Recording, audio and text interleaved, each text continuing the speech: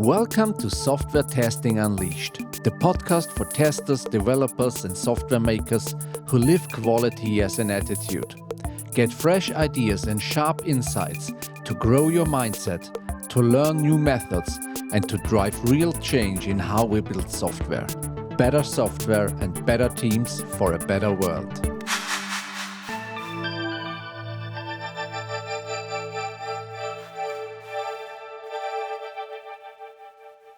Hi, I'm Richie, software quality coach, keynote speaker, and author. My guest today is Dmitrij Nikolajev. He has spent his career in test automation, requirements engineering, and IT project management. He's the head of business unit at InSoft, where he supports testing teams and ensures the delivery of high-quality IT services. At the same time, he lectures on software testing at Vilnius University in Lithuania, preparing students with both academic knowledge and real-world skills. He's one of those people who connects industry and education. In this episode, we talked about what it takes to teach software testing to the next generation. Why does he teach performance testing and automation before he even talks about test plans? What happens when students use AI tools like ChatGPT to write code, and is it really a bad thing? And how do you get 120 students to care about software quality at 9 o'clock in the morning?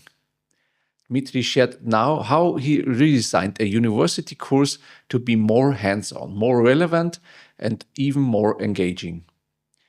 He talked about blending theory with tools like Selenium and Postman, running practical labs with real test cases, and building motivation steps by steps.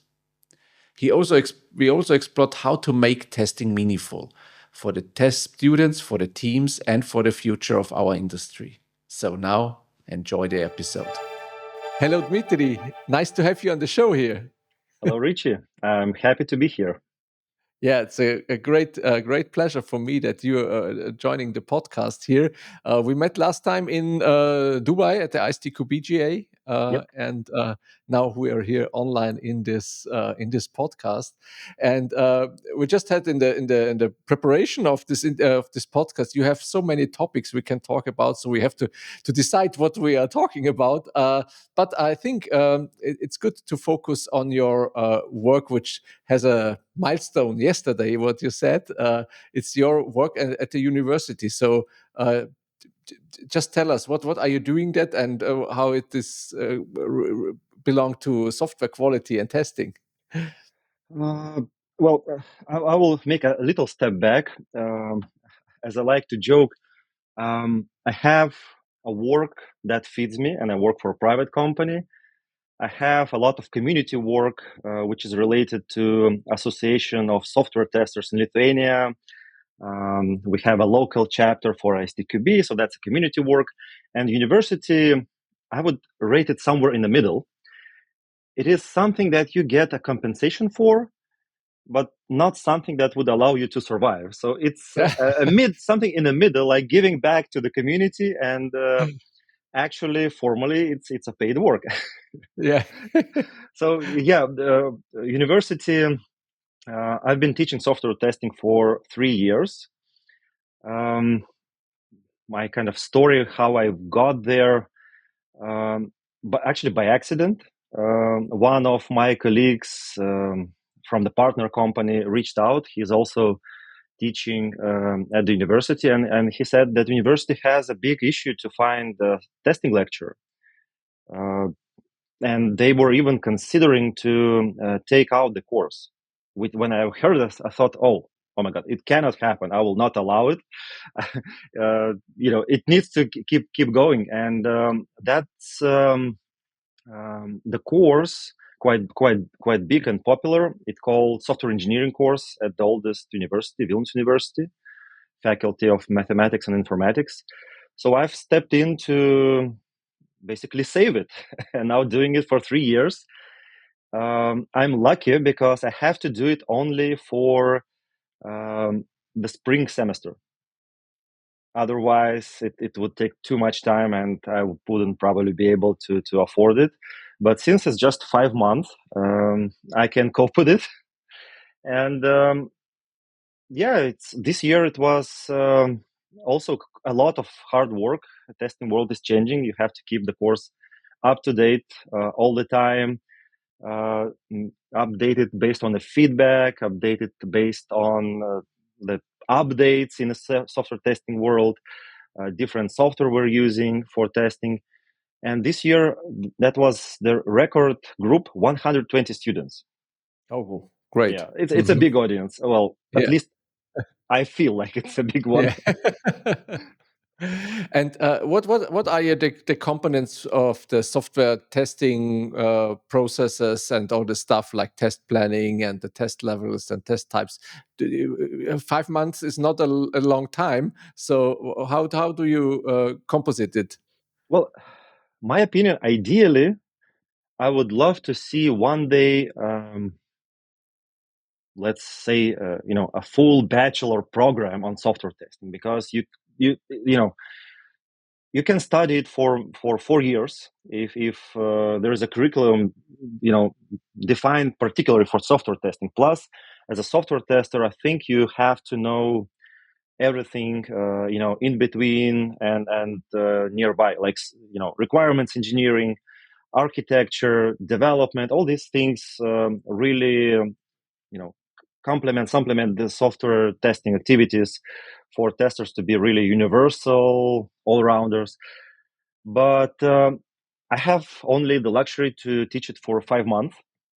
And when I've joined the university, I had to actually modify the course quite a lot. Indeed, it had a lot of soft stuff, like students had to practice, write test cases, test plans. I've realized that there are some students who are actually software testers already. They that's a third year students.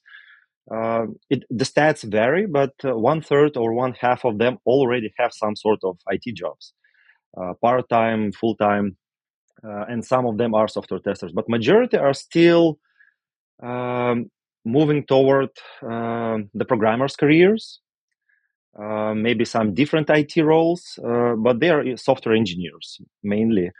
And I had to adjust specifically to catch their interest. If I would ask them, go ahead and start writing test plans, I mean, I cannot ask a junior to write a test plan.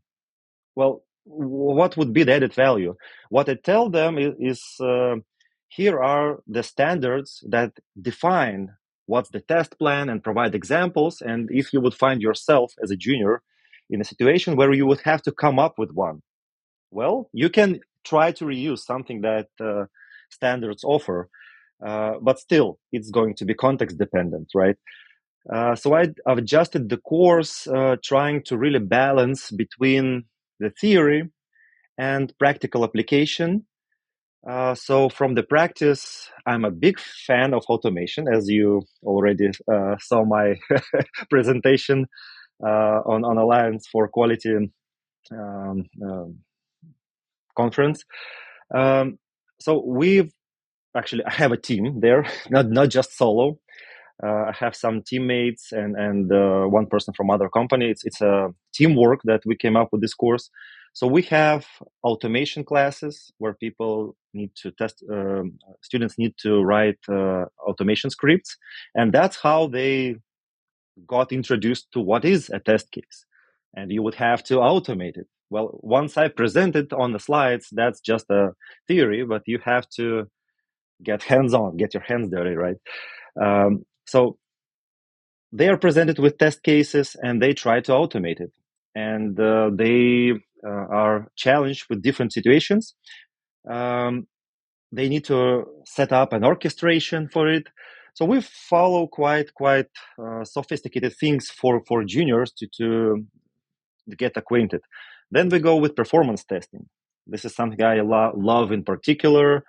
From my that's kind of the break the things mentality. But again, you need to plan it, You have to have operational profiles. You have to have monitoring, not just break the stuff and what does it tell us, right? We need to find the weakest links, etc. So that's a second part of the practical aspect.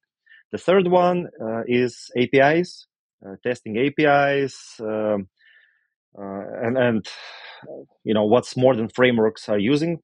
So we're testing REST APIs a lot. Plus, we're doing some security testing. I would say limited, but there is OWASP WebGoat project, and we play around with this practically. So to kind of summarize it, before I've started teaching software testing, I've worked as a tester for a long time, but I had a hobby. Um, I had a dog, unfortunately already tell it in the past, but I had a dog, and I was deeply involved in obedience training. And I've learned the thing that you have to reward the dog and really, how to say, reward for good actions to kind of positive confirmation. And I apply the same principles in my teaching because the complexity of exercises increases gradually. And when the students go to the first lab exercises, they really score this portion of the points really easy. And they like, oh, really? I already get some points? I said, yes. Next time they come, they already made few steps forward. Then they build on top, and that becomes complex. And some might, even give up. They don't want to go for the highest score. But that's the idea I am applying. Yeah, I think it's a very interesting approach that you go via the perspective of such a pragmatic, practical way with test automation and all the non-functional stuff. Because when I often look in universities, there's all the theory about more functionality, how to test it, how to write a test plan, and so on, and not really, if not about non-functional requirements, or in any case, or just the tooling stuff, and so. I can really imagine that young people who get into the university like it, because there's this very practical and very state of the art to do some API testing or do some performance testing, and so. Yeah, and I don't want to undervalue the importance of theory. It's the way I try to pitch it so that it goes along with the practice, that they see the value, they see how stuff works, and as we move on, I explain what it is and what it does and what's the part in the whole quality assurance testing process. This theory catches on, but it's not just sole theory. And I was looking at it. First of all, students need to be interested in it, and there needs to be engagement. Otherwise, it will not be interesting to me. And second thing, what I was trying to achieve, I was trying to make them actually take away from that course as much as possible, so that they would be quality aware, not just sleeping during the lectures. I mean, come on, these guys are 21. Literally, it's hard to keep their attention for 2 academic hours. It's 1.5 hours. They just lose the focus after an hour, usually. Well, you can just sense it. You just look in their eyes, and if you just go ahead like, okay, I'll do my theory, that doesn't work. I play games with them, honestly. I mean, if I see that they're losing engagement, I can stop and I say, okay, let's solve the puzzle. I'm challenging you, and I give them the puzzle to solve. And sometimes it can be a physical puzzle, it can be just a puzzle on a slide, and we try to play around with it to keep their engagement and focus. So. Ah, that's great. And you said you use a lot of tools and frameworks for the practical stuff you have to. So if you do API testing or some performance testing or test automation, which tools are you using? Are there which frameworks are typical for you? For API testing, we're using Postman, and we've been using Google services. Uh, that's the typical environment. For automation, um, we've decided to go ahead with good old classical and nevertheless still very popular Selenium, Selenium WebDriver. Uh, but at the same time, we do not. We kind of say that let's use Selenium, but we cannot force students to do that. But the background of the team that I'm working with is from that stack. And we say that you can actually do it with any stack you want, but we're able to help you more while you progress and face some unusual situations if you use the stack that we prefer because we have more expertise with it. And we typically advise, again, based on our background, you go ahead with Selenium and Java, but you can, we try to still deviate towards Selenium, but yeah, they can use Java, they can use .NET, they can use Python, Ruby, and some of them actually do that. They select IDE of their choice, Visual Studio, IntelliJ, Eclipse. We'll say we can use free Eclipse. It's a free tool. We're fine with that. But eventually they have flexibility to choose the tooling in some cases. Okay, and how do you deal when there's are so young people there and students and they nearly have their whole university time another tool with them like ChatGPT and all the AI stuff which they are used to have since 2 3 years now.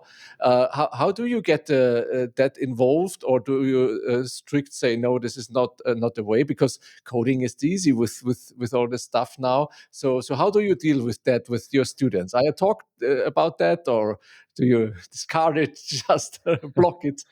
Uh, Richard, that's an excellent question. Um, you know, well, first of all, as I mentioned, I'm teaching for 3 years, and you've mentioned for the past 2 years.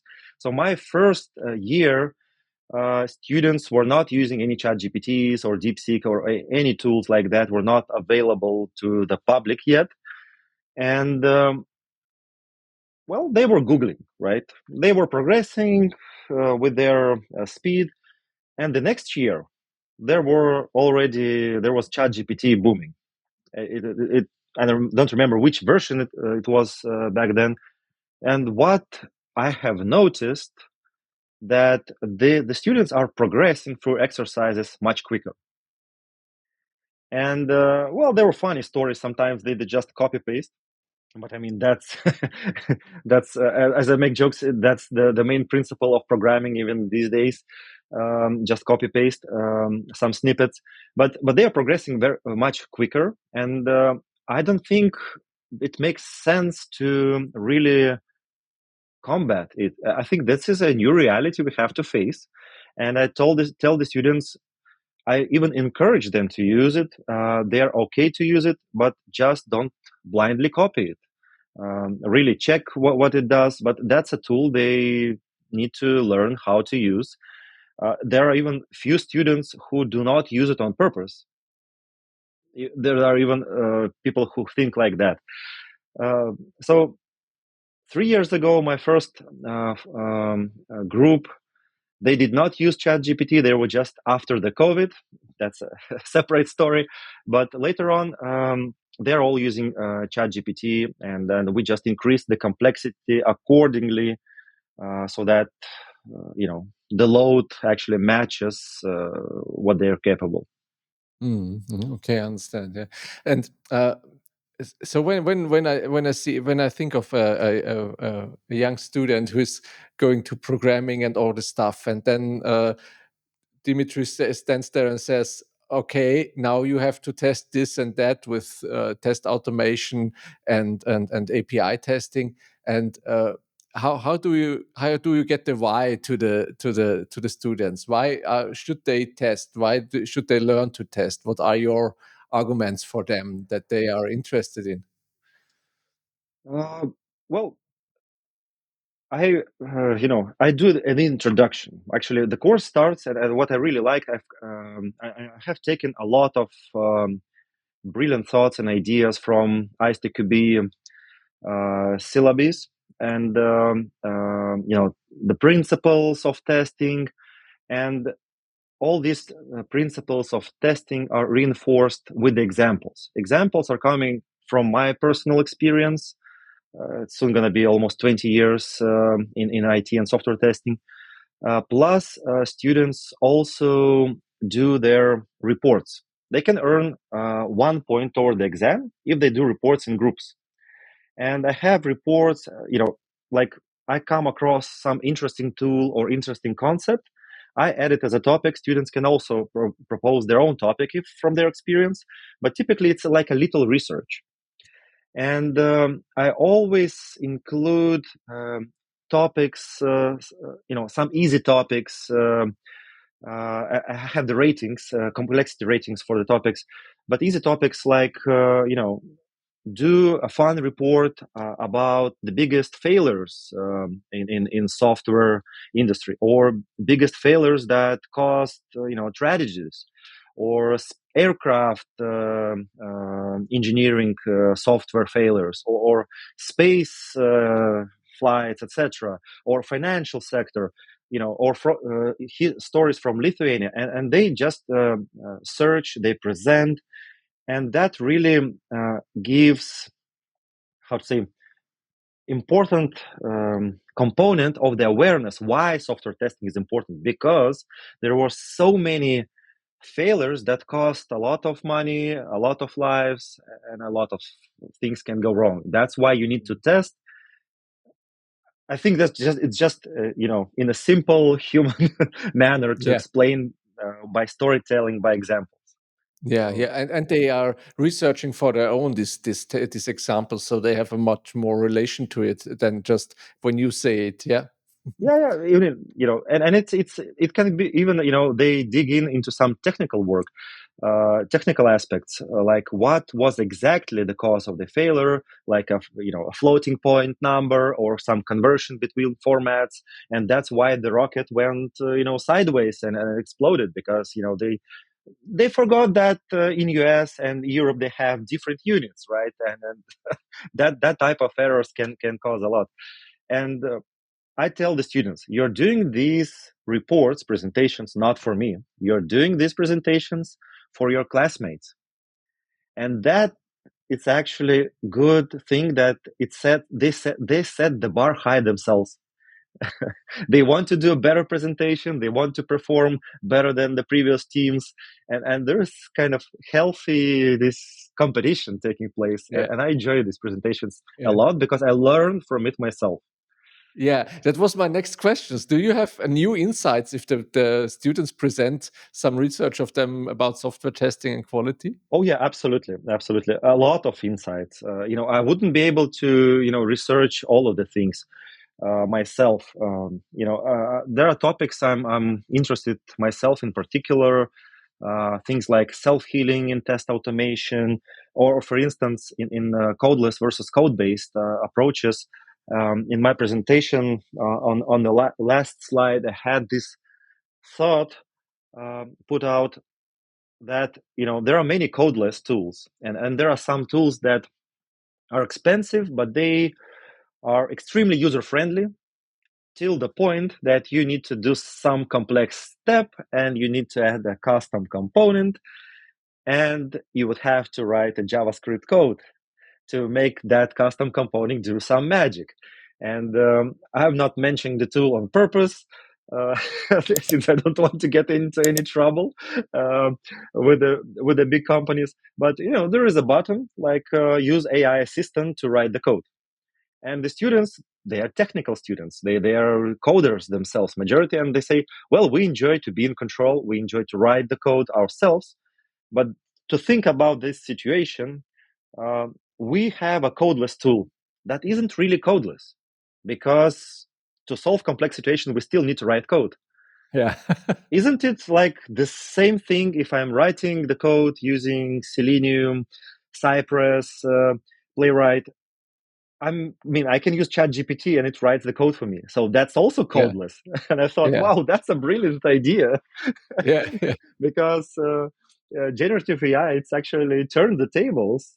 Yeah. You don't need to be a super coder anymore. At least, well, you probably have to be if you're top level automator, but things have changed. Yeah, yeah, yeah. But you have to be aware of the things you see there. So it's good to learn the coding stuff so that you can evaluate what's the Gen AI is bringing up there on code base. Yeah. Yeah. Yeah, great, Dimitri. This was very interesting. I think to see how you put this practical stuff into the this learning environment and in your university context.